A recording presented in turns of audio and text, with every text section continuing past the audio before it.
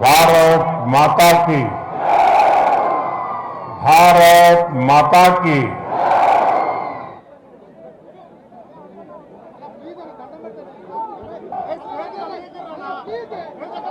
పట్టుదలకి పౌరుషానికి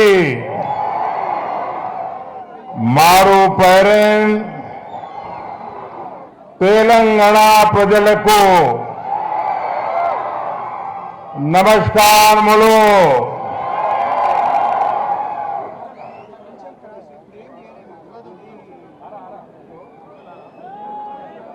दृढ़ संकल्प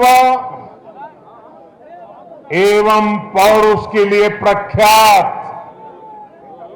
तेलंगाना की जनता को मेरा आदरपूर्वक नमस्कार।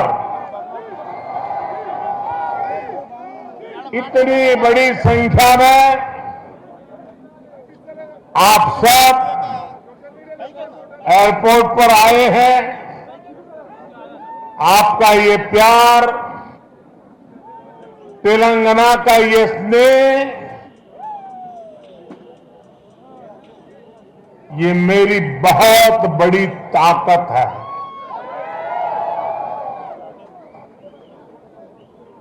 मैं जब भी तेलंगाना आया मुझे लगता है तेलंगाना के स्नेह का कर्ज मुझ पर हर बार ज्यादा ही चढ़ता चला जा रहा है। मैं आप सबका इस अपनेपन के लिए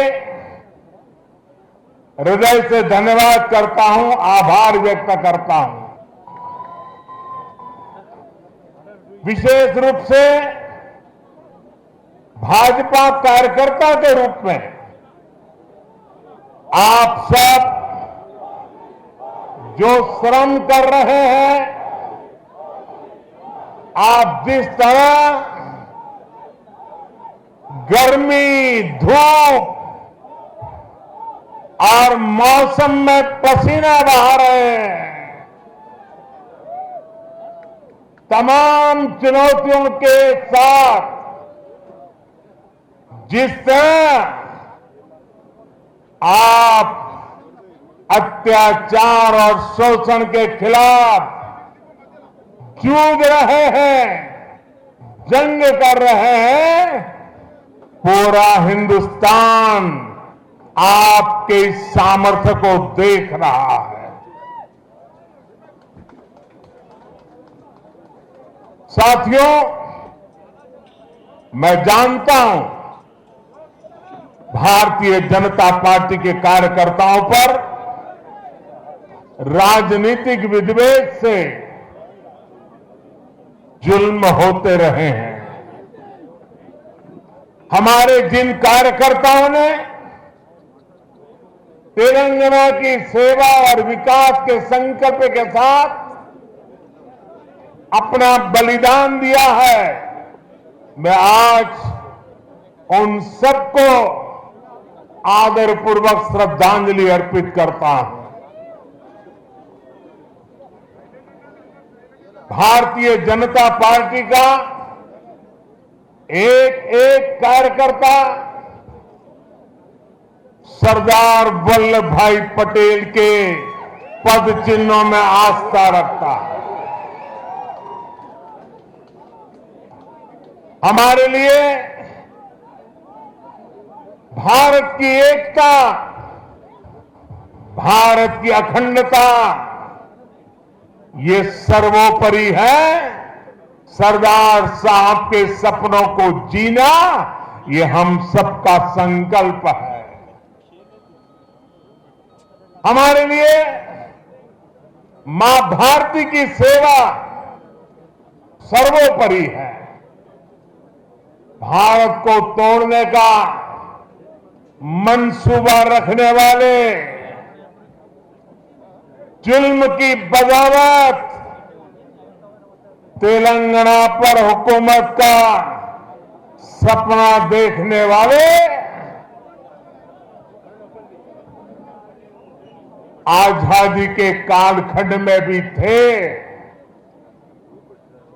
लेकिन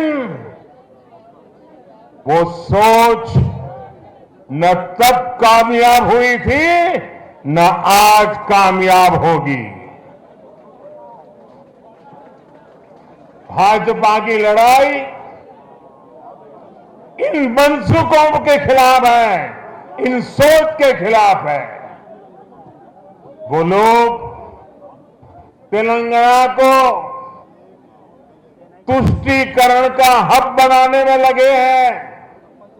हम तेलंगाना को टेक्नोलॉजी का हब बनाना चाहते हैं। वे तेलंगाना को परिवारवाद के जरिए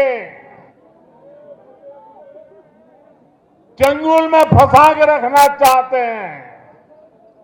हम 21वीं सदी की सोच के साथ तेलंगाना के युवाओं को साथ लेकर तेलंगाना का विकास चाहते हैं। तेलंगाना को नई ऊंचाई तक ले जाना चाहते हैं। साथियों, दशकों तक चले तेलंगाना आंदोलन में हजारों लोगों ने त्याग की, तपस्या की, बलिदान दिए। ये बलिदान तेलंगाना के उज्जवल भविष्य के लिए थे। ये बलिदान तेलंगाना की आन बान शान के लिए था। तेलंगाना आंदोलन इसलिए नहीं चला था कि कोई एक परिवार तेलंगाना के विकास के सपनों को लगातार कुचलता रहे। तेलंगाना आंदोलन इसलिए नहीं चला था कि कोई एक परिवार साम, दाम, दंड, भेद ये रास्ता अपना करके तेलंगाना को तबाह करने में नई नई साजिश करते रहे। साथियों, परिवारवादी पार्टियां भारत की केवल एक सियासी समस्या नहीं है। परिवारवाद और परिवारवादी पार्टियां देश के लोकतंत्र और देश के युवा दोनों की सबसे बड़ी दुश्मन है। देश ने देखा है,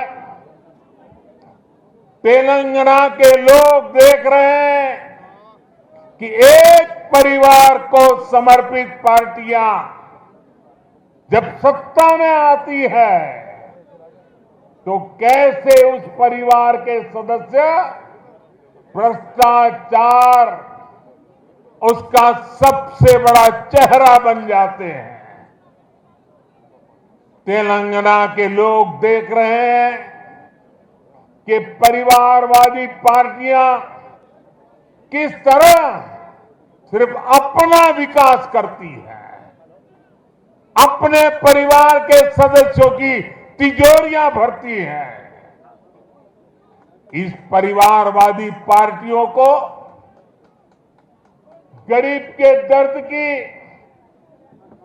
गरीब की तकलीफ की न उनको कोई चिंता होती है, न कोई परवाह होती है। इनकी राजनीति सिर्फ इस बात पर केंद्रित होती है कि एक परिवार लगातार किसी भी तरह सत्ता पर कब्जा करके लूट सके तो लूटता रहे। इसके लिए ये लोग समाज को बांटने की साजिश रखते हैं। जनता का विकास में उनकी कोई रुचि नहीं होती है। पिछड़ेपन, समाज पीछे रहे, उसी में उनका भला देखते हैं। साथियों, परिवारवाद की वजह से देश के युवाओं को, देश की प्रतिभाओं को राजनीति में आने का अवसर भी नहीं मिलता।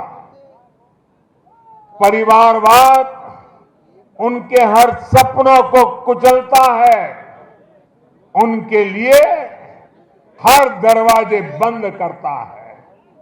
इसलिए आज 21वीं सदी के भारत के लिए परिवारवाद से मुक्ति, परिवारवादी पार्टियों से मुक्ति एक संकल्प भी है और एक नैतिक आंदोलन भी है। जहां जहां परिवारवादी पार्टियां हटी है, उनका अंत हुआ है, वहां वहां विकास के रास्ते भी खुले हैं। अब इस अभियान को आगे बढ़ाने की जिम्मेदारी तेलंगाना के मेरे प्यारे भाई और बहनों की है, तेलंगाना की जनता की है। साथियों, एक और भाजपा की लड़ाई तेलंगाना के भविष्य के लिए है, तो दूसरी ओर ये लड़ाई तेलंगाना के सम्मान, स्वाभिमान और पहचान की भी है। यहां एयरपोर्ट से बाहर आते ही तेलंगाना की जो हवा मैं महसूस कर रहा हूं, ये जो मैं दृश्य देख रहा हूं, ये तपती धूप में आप लोगों का उत्साह, उमंग देखता हूं। मैं इसके आधार पर कह सकता हूं कि हमारा संघर्ष रंग ला रहा है।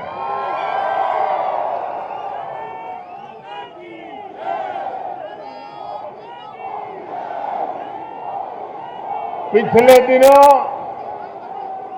अलग अलग चुनावों में भाजपा की जीत इस बात का स्पष्ट संकेत है कि तेलंगाना में अब लोगों ने मन बना लिया है। तेलंगाना में अब बदलाव पक्का है। तेलंगाना में अब भाजपा तय है। साथियों, भाजपा ने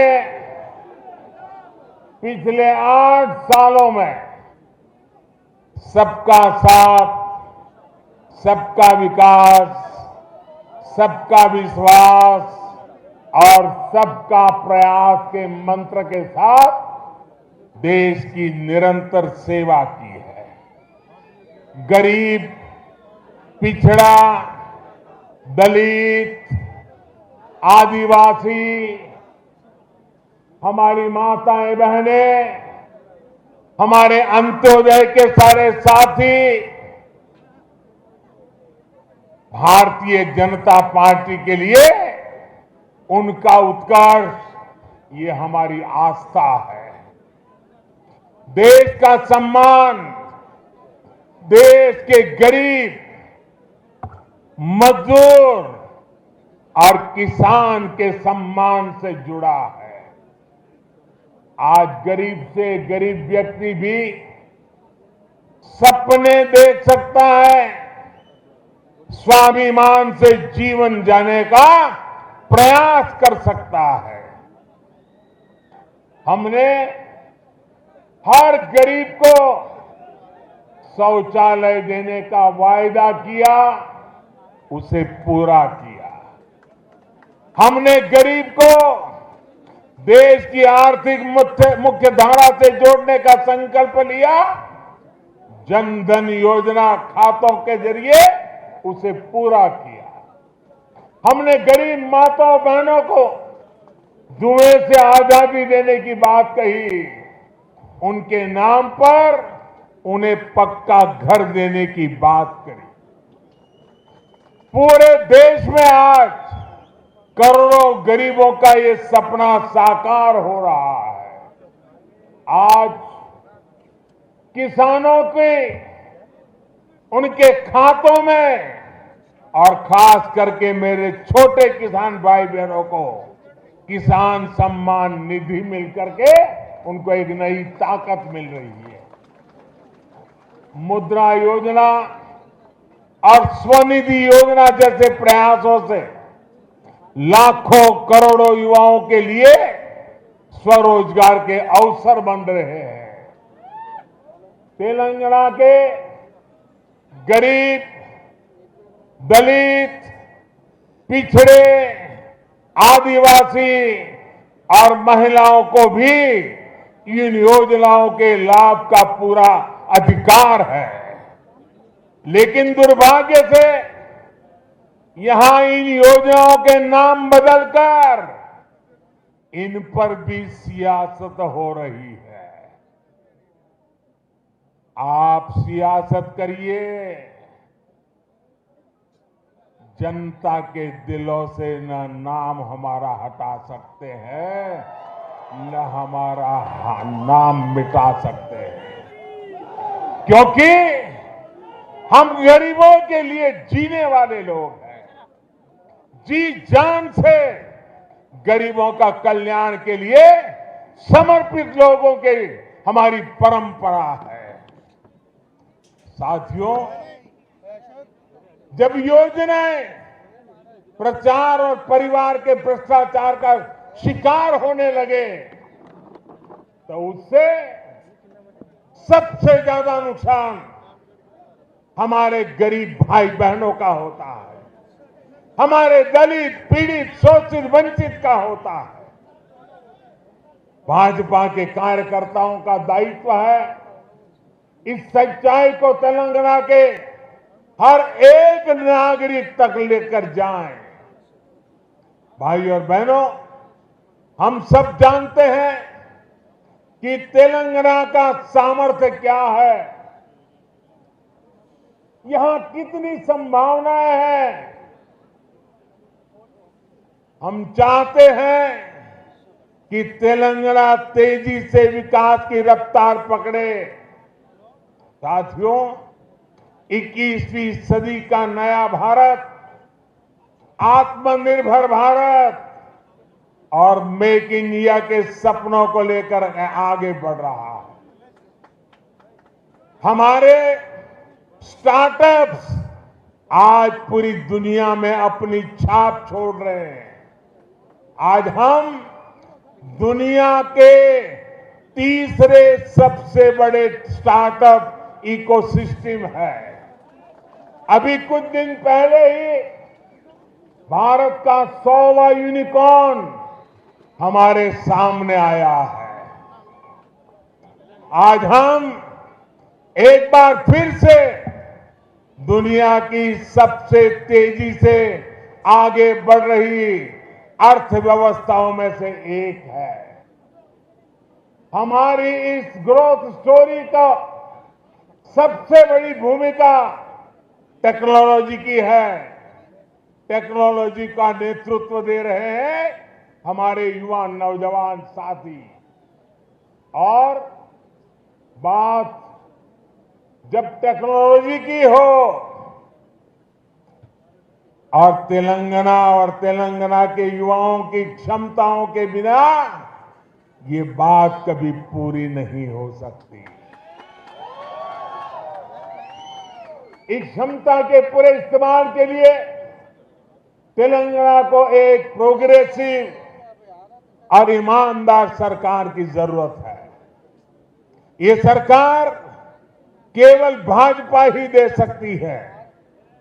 साथियों, आधुनिक ज्ञान विज्ञान के इस युग में मैं तेलंगाना के लोगों को एक और बात के लिए भी सतर्क करना चाहता हूं। आज के इस युग में